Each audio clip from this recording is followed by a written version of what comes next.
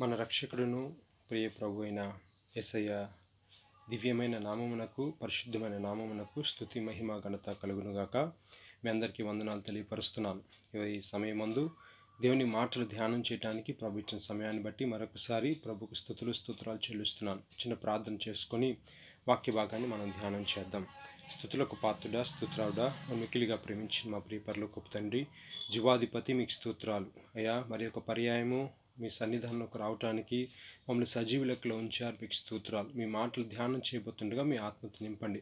దురాత్మ శక్తులను, చీకటి అంధకార శక్తులను బంధించండి నాయన. మీ సన్నిధి, మీ కృపా కాపుదలు మాతో ఉంచి మాతో అందరితో మాట్లాడండి నాయన. యూట్యూబ్ ఛానల్ ద్వారా నాయన ఈ వాక్యం వింటున్న ప్రతి బిడ్డని దీవించండి, ఆశీర్వదించండి. వారి కుటుంబాలను దీవించండి, ఆశీర్వదించండి నాయన.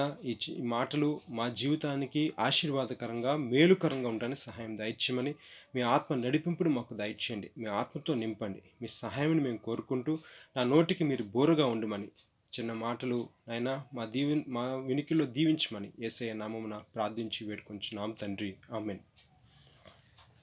ఉదయకాల సమయమందు మరి పరిశుద్ధ గ్రంథం నుండి మొదటి సమూయేలు గ్రంథం 7వ అధ్యాయం, మొదటి సమూయేలు గ్రంథం 7వ అధ్యాయం 7వ వచన భాగం నుంచి మనం చదువుదాం. మొదటి సమూయేలు గ్రంథం 7వ అధ్యాయం 7వ వచనం. ఇశ్రాయేలీలు మిస్పాలో కూడి ఉన్నారని ఫిలిస్తీయులు వినినప్పుడు ఫిలిస్తీయుల సర్దారులు ఇశ్రాయేలీల మీదకి వచ్చిరి.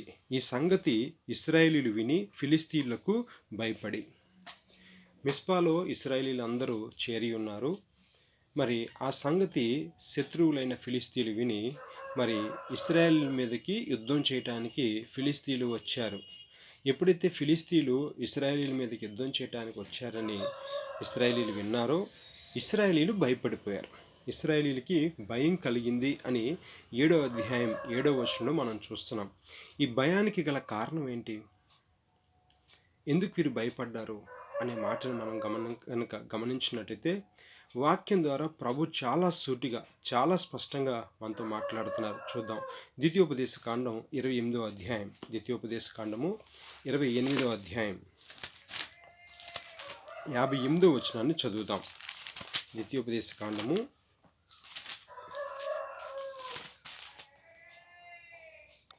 28వ అధ్యాయం 58వ వచనాన్ని కనుక మనం చదివినట్టయితే,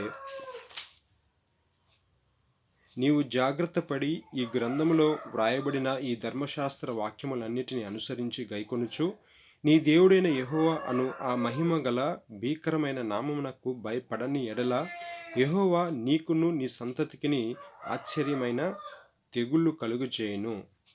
ఇక్కడ మనం గమనించినట్టయితే చాలా సూటిగా మాట్లాడుతున్నాడు ప్రభు. నీవు జాగ్రత్త పడి ఈ గ్రంథంలో వ్రాయబడిన ఈ ధర్మశాస్త్ర వాక్యములన్నిటినీ అనుసరించి గైకొనుచు నీ దేవుడైన యెహోవాను ఆ మహిమగల భీకరమైన నామమునకు భయపడని ఎడల. నువ్వు దేవునికి భయపడకపోతే వచ్చేదే భయం. నువ్వు దేవునికి భయపడకపోతే, ఆయన వాక్యాన్ని విని అనుసరిస్తూ మరి దేవునికి భయపడకుండా నీ ఇష్టానుసారంగా జీవించినట్టయితే కలిగేదే భయం అని ఇక్కడ వాక్యం ద్వారా మనం చాలా సూటిగా గమనిస్తున్నాం. 66వ వచనాన్ని చదువుదాం. అదే ద్వితీయోపదేశ కాండం 28వ అధ్యాయం 66, 67 వచనాలు. నీకు ఎల్లప్పుడూ ప్రాణభయము కలిగి ఉందువు, నీవు రేయింబగుళ్ళు భయపడదువు, నీ ప్రాణము నీకు దక్కునన్న నమ్మకము నీకేమీ ఉండదు, నీ హృదయంలో పుట్టు భయము చేతను. దేవుని యందు భయం లేకపోతే మనకేం కలుగుద్ది? భయం పడుతుంది. ఇశ్రాయేలీలు ఫిలిస్తీయులకు భయపడటానికి గల కారణం కూడా అదే. మనం ఎప్పుడైతే దేవుని యందు భయభక్తులు కలిగి ఉంటామో, ఆయన ధర్మశాస్త్ర వాక్యం అంతటి ప్రకారం వింటూ ఆ వాక్యం విని ఆ ప్రకారం జీవిస్తామో మనకు భయం ఉండదు. దేవుని యందు భయభక్తులు లేకపోతే మన జీవితంలో ఏముంటుందట? భయం ఉంటుంది. అందుకనే కీర్తనాకారుడు 119వ కీర్తనలో చాలా స్పష్టంగా మాట్లాడతాడు. 119వ కీర్తన 165వ వచనాన్ని చదువుదాం. 119వ కీర్తన 165వ వచనంలో మనం చూసినట్టయితే, నీ ధర్మశాస్త్రమును ప్రేమించు వారికి ఎంతో నెమ్మది కలదు. నీ ధర్మశాస్త్రమును ప్రేమించు వారికి ఎంతో నెమ్మది కలదు. ఎప్పుడైతే వాక్యాన్ని ప్రేమిస్తామో మన జీవితంలో ఏముంటుంది? నెమ్మది ఉంటుంది. ఎప్పుడైతే వాక్యమై ఉన్న దేవుణ్ణి మనం ప్రేమిస్తామో మన జీవితంలో నెమ్మది కలుగుతుంది. ఇక్కడ మీరు వాక్యాన్ని కనుక గమనించినట్టయితే ఇశ్రాయేలీలు ఫిలిస్తీన్లు, అంటే ఫిలిస్తీన్లు శత్రువులు. ఆ ఫిలిస్తీన్లు అనే శత్రువులకి ఇశ్రాయేలీలు భయపడటానికి గల కారణం ఏంటంటే దేవుని యందు భయభక్తులు లేవు, అందుకే వారు భయపడ్డారు. అదే మనం చదివాం మొదటి సమూయేలు గ్రంథం 7వ అధ్యాయం 7వ వచనంలో ఫిలిస్తీన్లకి ఇశ్రాయేలీలు భయపడటానికి గల కారణం దేవుని యందు వారికి భయం లేదు. నీ జీవితంలోనైనా నా జీవితంలోనైనా మన జీవితంలో భయం కలగడానికి గల కారణం ఏంటంటే దేవుని యందు భయభక్తులు లేకపోవటం చేత. వాక్యం అంటే భయం లేదు, దేవుడు అంటే భయం లేదు, దేవుని సన్నిధి అంటే భయం లేదు. అందుకే నీకు భయం, నాకు భయం, మనందరికీ భయం. ఇక్కడ చూడండి మొదటి సమూయేలు గ్రంథం 7వ అధ్యాయం 2వ వచనంలో అక్కడ 2వ భాగం నుంచి మనం చదివినట్టయితే ఇశ్రాయేలీలు అందరూ యెహోవాను అనుసరింప దుఃఖించుచున్నారు. ఇక్కడ ఇశ్రాయేలీలకి దేవుని భయం లేదు, దేవుని అనుసరించడానికి బాధపడిపోతున్నారు. మందిరానికి రావటం బాధే, ప్రార్థన చేయటం బాధే, వాక్యం చదవటం బాధే, లోకాన్ని అనుసరించడానికి మాత్రం బాధ ఉండదు. ఇశ్రాయేలీలు దేవుని అనుసరించడానికి దుఃఖిస్తున్నారు కాబట్టి వారి జీవితంలో దేవుడు ఏం పుట్టించాడు? భయాన్ని పుట్టించాడు. ద్వితోపదేశకాండం 28వ అధ్యాయంలో మనం చదివాం, చాలా సూటిగా ప్రభు మాట్లాడాడు. నా ధర్మశాస్త్ర వాక్యములను నీవు అనుసరించి గైకొనక నాకు భయపడకపోతే నీకు భయం పుట్టిస్తాను అన్నాడు. అలాగే జరిగింది ఇశ్రాయేలు జీవితంలో. ఫిలిస్తీన్లకి భయపడిపోయారు వాళ్ళు. మన జీవితంలో ఈ భయాలన్నిటికీ కారణం ఏంటంటే దేవుని భయం లేకపోవటమే. ఎప్పుడైతే దేవుని యందు భయభక్తులు కలిగి జీవిస్తామో మన జీవితంలో ఏముంటుంది? నెమ్మది ఉంటుంది. దానియేలు జీవితం అయినా మరి పరిశుద్ధులు మన ముందున్న పితరుల జీవితాలు మనం గమనించినట్టయితే మరి ఒక శాసనం తయారు చేయబడింది. మరి ఆ శాసనాన్ని పాటించకపోతే మరణశిక్ష, అగ్నిగుండం. వారు భయపడలా, ఎందుకంటే దేవుని ప్రేమించేవారు, వాక్యాన్ని ప్రేమించేవారు. వారు భయపడలా. సింహాల బోన్లో వేయబడతారని శాసనం తయారు చేయబడింది, అయినా వారు భయపడలా. వారికి గల కారణం ఏంటంటే దేవుని యందు భయభక్తులు కలిగిన వారు. కాబట్టి ఎప్పుడైతే దేవుని నువ్వు అనుసరించడానికి దుఃఖిస్తావో, మందిరం రావటానికి భయపడతావో, వాక్యం చదవటానికి భయపడతావో, వాక్యం చదవటానికి నువ్వు దుఃఖిస్తావో, వాక్యం చదవటానికి దుఃఖిస్తావో, మందిరానికి రావటానికి తెగ బాధపడిపోతావో, నీ జీవితం అంతా భయమే. అర్థమవుతుందా నా ప్రియ సహోదరి, ప్రియ సహోదరుడా? నువ్వు దేవుని అనుసరించడానికి దుఃఖిస్తే నీ జీవితం అంతా భయమే, కష్టమే. నువ్వు మందిరానికి రావటానికి బాధపడితే నీ జీవితంలో భయమే ఉంటుంది. ఇక్కడ ఇశ్రాయేలు ప్రజలు దుఃఖిస్తున్నారట దేవుని అనుసరించటానికి. అందుకనే దేవుడు సమూయేలుతో వారితో మాట్లాడుతున్నాడు. అదే మొదటి సమూయేలు గ్రంథం 7వ అధ్యాయం 3వ వచనంలో సమూయేలు ఇశ్రాయేలీయులందరితో ఇట్లా, నేను మీ పూర్ణ హృదయముతో యెహోవా యొద్దకు మీరు మళ్ళుకొని ఎడల అన్య దేవతలను, అష్టారోతు దేవతలను మీ మధ్య నుండి తీసివేసి పట్టుదల కలిగి యెహోవా తట్టు మీ హృదయం తిప్పి ఆయనను సేవించుడి, అప్పుడు ఆయన ఫిలిస్తీన్ల చేతిలో నుండి మిమ్మల్ని విడిపిస్తారు. మీరు భయపడిపోతున్న సంగతి సమూయేలు గ్రహించాడు. సమూయేలు దగ్గరికి వచ్చి ప్రార్థన చేయమని అడుగుతున్నారు. అదే 7వ వచనంలో 8వ వచనాన్ని కనుక మనం చదివినట్టయితే 8వ వచనంలో మనం గమనించినట్టయితే 8వ వచనాన్ని మనం గమనించినట్టయితే ఇశ్రాయేలీలు మిస్పాలో మన దేవుడైన యెహోవా ఫిలిస్తీన్ల చేతుల నుండి మనలను రక్షించినట్లుగా మా కొరకు ఆయనను ప్రార్థన చేయటం మానవద్దని సమూయేలు నొద్ద మనవి చేసిరి.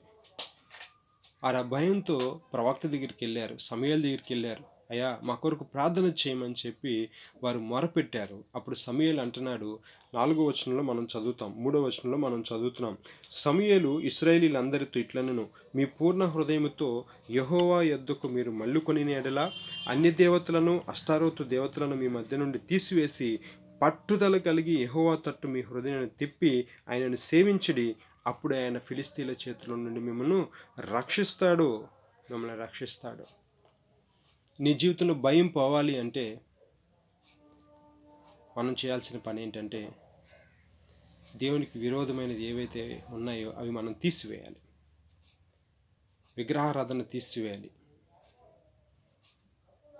దేవునికి అయిష్టమైనవి మనలో ఉన్నవి అవి తీసివేసేసి పట్టుదల కలిగి దేవుని తట్టు తిరగాలి. ఆయన్ని మాత్రమే సేవించాలి. ఆయన్ని ఎప్పుడైతే సేవిస్తామో, ఆయన్ని ఎప్పుడైతే ఆరాధన చేస్తామో, ఆయన్ని ఎప్పుడైతే మహిమపరుస్తామో, దేవుడు తప్పకుండా సమస్యలన్నిటి నుంచి రక్షించుటకు సమర్థుడై ఉన్నాడు. సమూయేలు ఇశ్రాయేలు ప్రజలతో చెప్తున్నారు, మీరు పట్టుదల కలిగి యెహోవా తట్టు తిరిగి మీలో ఉన్న అష్టారోతు దేవతలను, ఆ విగ్రహాలన్నీ తొలగించండి. దేవునికి అసహ్యమైన వాటిని మీరు తొలగించి ఆయన సేవించండి. అప్పుడు ఖచ్చితంగా ఇశ్రాయేలీల చేతిలో నుండి మిమ్మల్ని ఆయన రక్షిస్తాడని చెప్పినప్పుడు అక్కడ 4వ వచనంలో, అంతటా ఇశ్రాయేలీలు బయలుదేవతలను అష్టారోతు దేవతలను తీసివేసి యెహోవాను మాత్రమే సేవించిరి. వారిలో చెడంతా తీసేసుకుని ఉన్నారు. దేవునికి అసహ్యమైనవన్నీ వారిలోంచి తొలగించుకొని దేవుని మాత్రమే సేవించారు.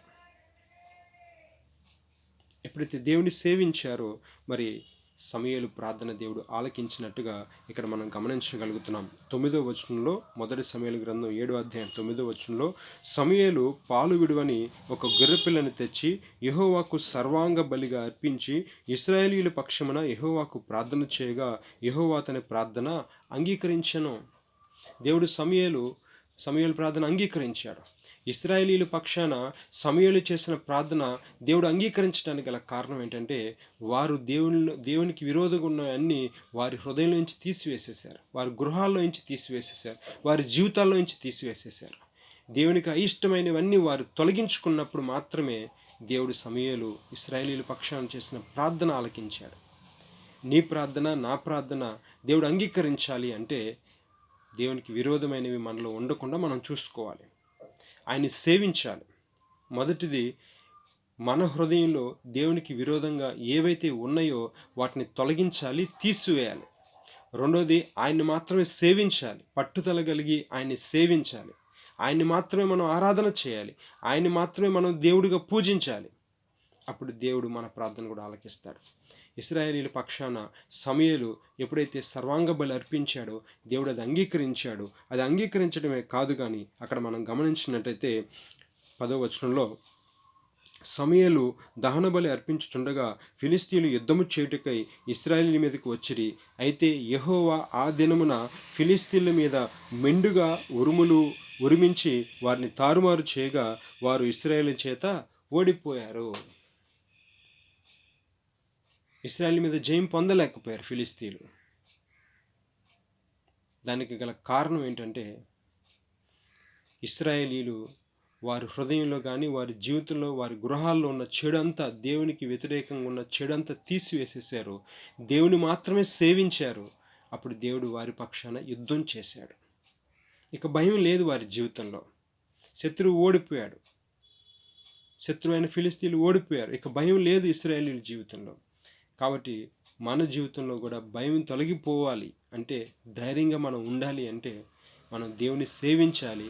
దేవునికి వ్యతిరేకమైనవి మనలో ఏమైనా ఉంటే అవి తీసివేసుకోవాలి. అక్కడ ఫిలిష్తీయులని ఇశ్రాయేలీయుల చేతికి దేవుడు అప్పచెప్పాడు. ఇశ్రాయేలీయుల చేతులు వారు ఓడిపోయారు, పారిపోయారు. ఇశ్రాయేలీయులను విడిచి పారిపోయినట్టుగా మనం అక్కడ గమనించగలుగుతున్నాం. కాబట్టి కొంచెం ముందుకు మనం వెళ్దాం. వాక్య భాగాన్ని ముగించుకోవడానికి సమయం అవుతుంది. కొంచెం ముందుకు వెళ్దాం. అక్కడ దేవుడు వారి మీద ఇశ్రాయేలీయుల పక్షాన దేవుడు యుద్ధం చేశాడు. అంతేకాదు, ఉరుములు ఉరిమించి వారిని తారుమారు చేశాడు. అదే 11వ వచనం చదువుదాం. ఇశ్రాయేలీయులు మిస్పాలో నుండి బయలుదేరి బెత్కారు వరకు ఫిలిష్తీయులను తరిమి హతము చేసిరి. శత్రు భయం పోయింది వాళ్ళకి. వారిలో ఉన్న భయాలన్నీ తొలగిపోయాయి. శత్రువు పైన దేవుడు విజయాన్ని ఇచ్చాడు. వారిని తరిమి తరిమి తరిమి కొట్టారు. 12వ వచనంలో, అప్పుడు సమూయేలు ఒక రాయి తీసి మిస్పాకును షేనుకును మధ్య దానిని నిలిపి, ఇంతవరకు యెహోవా మనకు సహాయం చేసినని చెప్పి దానికి ఎబెనేజరు అను పేరు పెట్టాను. ఎబెనేజరు అనగా రాయి, సహాయం చేసే రాయి, క్రీస్తు యేసే మూలరాయి. ప్రభు మన పక్షాన్ని యుద్ధం చేస్తాడు. ఎప్పుడైతే మన జీవితంలో దేవునికి వ్యతిరేకమైన చెడును తొలగించుకొని ఆయన్ని మాత్రమే పూజిస్తామో, ఆయన్ని మాత్రమే మనం సేవిస్తామో, దేవుడు ఖచ్చితంగా మన పక్షాన్ని నుండి యుద్ధం చేస్తాడు. మన ప్రార్థన అంగీకరిస్తాడు. ఆయన్ని మాత్రమే దేవుడిగా మనం సేవిద్దాం. ఇంకొక మాట చెప్పి నేను ముగిస్తాను. 13వ వచనంలో, ఇలాగ ఫిలిష్తీయులు అనపబడిన వారే ఇశ్రాయేలు సరిహద్దులలోనికి తిరిగి రాక ఆగిపోయిరి. ఇశ్రాయేలీలు అంటే ఏంటో ఫిలిస్తీన్లకు అర్థమైంది. ఎలాగ అర్థమైంది అంటే దేవుడు వారి పక్షాన నుండి యుద్ధం చేశాడు. ఇంకా ఇశ్రాయేలీలు జోలికి రావటానికి భయపడిపోయారు. దేవుడు వారికి నెమ్మదిని అనుగ్రహించాడు. అందుకే కీర్తనకారుడు 119వ కీర్తన 165వ వచనంలో అంటున్నాడు, నీ ధర్మశాస్త్ర గ్రంథమును ప్రేమించే వారికి ఎంతో నెమ్మది కలదు. దేవుణ్ణి ప్రేమించే వారికి ఏమిస్తాడట? నెమ్మదిని అనిగిస్తాడు, నెమ్మదిని అనుగ్రహిస్తాడు. నువ్వు దేవుని ప్రేమించి ఆయన్ని మాత్రమే పూజించి పట్టుదల కలిగి ఆయన తట్టు తిరిగి ఎప్పటికైనా ఆయన్నే దేవుడిగా నువ్వు సేవిస్తే నీ జీవితంలో నెమ్మది ఉంటుంది. ఇశ్రాయేలీల జీవితమే కాదు కానీ నీ జీవితంలో, మన జీవితంలో, మనందరి జీవితంలో దేవుడు ఏమిస్తాడట? నెమ్మదిని అనుగ్రహిస్తాడు, క్షేమాన్ని అనుగ్రహిస్తాడు. కీర్తనకారుడు మొదటి కీర్తనలో ఉంటుంది, దివారాత్రము దాన్ని ధ్యానించువాడు ధన్యుడు, అతడు నీటి కాలువ ఓరన నాటబడినదై ఆకువాడక తన కాలమందు ఫలమిచ్చి చెట్టు వలె ఉండును, అతడు చేయునిదంతయు సఫలమగును. ఎప్పుడైతే నువ్వు వాక్యాన్ని ప్రేమిస్తావో, ఎప్పుడైతే దేవుణ్ణి ప్రేమిస్తావో, ఆయన్ని ఆరాధన చేస్తావో, దేవుడు నిన్నేం చేస్తాడట? విస్తరిస్తాడు, ఆశీర్వదిస్తాడు. నువ్వు చేసేదంతా సఫలమవుతుంది. సక్సెస్ నీ జీవితంలో ఉంటుంది, విజయమే నీ జీవితంలో ఉంటుంది. ఇశ్రాయేలు జీవితం మనం చూసాం. ఫిలిస్తీన్లు వచ్చారని భయపడిపోయారు, దేవుని పాదసందునికి వెళ్ళారు, చెడంతా విడిచిపెట్టేశారు, ఆయన్నే దేవుడిగా పూజించారు, పట్టుదల కలిగి ఆయన తట్టు తిరిగారు. అప్పుడు సమూయేలు ఇశ్రాయేలు పక్షాన బలర్పించినప్పుడు దేవుడు ఆ ప్రార్థన అంగీకరించాడు, వారి పక్షాన యుద్ధం చేశాడు. దేవుడు వారిని దీవించి ఆశీర్వదించాడు, వారి జీవితంలో నెమ్మదిని అనుగ్రహించాడు. ఇక భయం అనేది వారి జీవితంలో లేనే లేదు. కాబట్టి ఈ వాక్య భాగం వింటున్న ప్రియ సహోదరి, ప్రియ సహోదరుడా, నీ జీవితంలో ఏ భయం ఉన్నా సరే, ఎలాంటి భయాలున్నా సరే, ఇప్పటికైనా ఈ వాక్య భాగం ద్వారా హెచ్చరింపబడ్డాం. మొదట మనం చేయాల్సిన పని ఏంటంటే ఇశ్రాయేలీలాగా దేవునికి వ్యతిరేకంగా ఉన్న, దేవునికి విరోధంగా ఉన్న మనలో ఉన్న క్రియలన్నిటిని మనం తొలగించాలి. రెండోది, ఆయనే దేవుడుగా మనం ఒక నిర్ణయం తీసుకోవాలి. ఆయనే దేవుడు, ఇక ఏ దేవుడు లేడు అని ఒక నిర్ణయం తీసుకోవాలి. మూడోది, ఆయన తట్టు తిరగాలి. అప్పుడు మన ప్రార్థన ఆయన అంగీకరించి మన పక్షాన ఆయన యుద్ధం చేస్తాడు. మనల్ని, మన జీవితాల్ని, మన కుటుంబాన్ని ఆశీర్వదించి మన జీవితంలో నెమ్మదిని అనుగ్రహిస్తాడు. అట్టి కృప దేవుడు మనందరికీ అనుగ్రహించునుగాక. దేవుడి కొద్ది మాటలు మన వెనుకలో దీవించునుగాక. వాక్య భాగాన్ని ముగించిపోయే ముందుగా మీ అందరికీ ఒక విన్నపాన్ని తెలియపరుస్తున్నాను. ఎన్నో భయాలతో మనం గడుపుతున్నాం. ఆ భయాలన్నిటి మీద మనం విజయం పొందాలి అంటే మనం దేవుని తట్టు తిరగాలి. రెండోది, మనలో ఉన్న చెడు అంతటిని తొలగించాలి. అప్పుడు ప్రభు మన పక్షాన్ని యుద్ధం చేయడానికి సిద్ధంగా ఉంటాడు. మీ అందరికీ వందనాలు తెలియపరుస్తున్నాను.